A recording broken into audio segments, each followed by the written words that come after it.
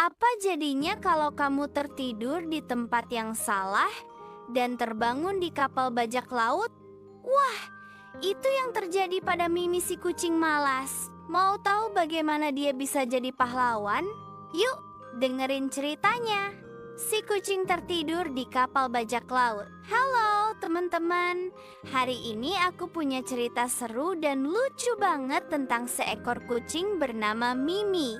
Mimi adalah kucing yang suka tidur, pokoknya suka banget tidur. Bahkan saat suara keras atau guntur menggelegar pun, Mimi tetap bisa tidur nyenyak. Nah, suatu hari Mimi memutuskan tidur siang di pelabuhan tepat di atas tumpukan karung goni yang empuk sekali. Tapi tanpa Mimi sadari, tumpukan karung itu sedang diangkut ke dalam kapal bajak laut. Waktu Mimi membuka matanya, dia sudah ada di tengah lautan. Dan bukan di kapal biasa, tapi kapal yang dipenuhi bajak laut berjenggot lebat, bertato tengkorak, dan burung beo galak. Awalnya, para bajak laut panik melihat seekor kucing di kapal mereka. "Ini kutukan," teriak Kapten Krako, si bajak laut paling seram. Tapi Mimi malah menguap dan tidur lagi. Semua bajak laut pun heran dan sedikit takut. Belum pernah ada makhluk sekalem itu naik kapal mereka. Tapi tunggu dulu, petualangan Mimi baru saja dimulai.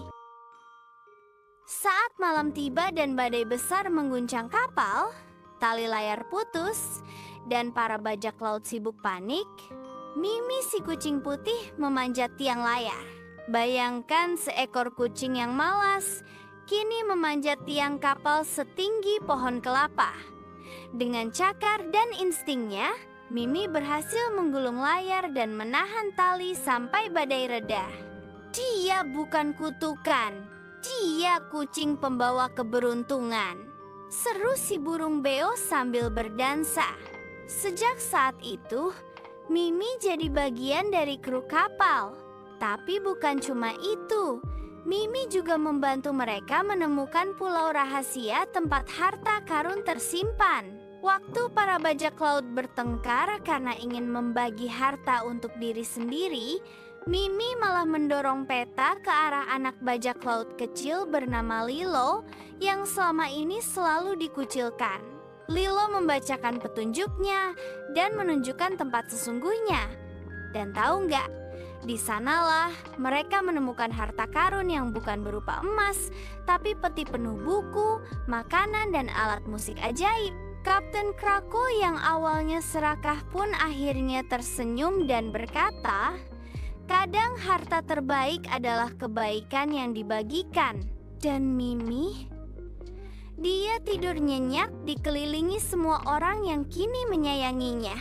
Nah, teman-teman, dari Mimi, kita belajar bahwa kadang kita tidak harus menjadi yang paling kuat atau paling pintar dulu untuk bisa melakukan kebaikan.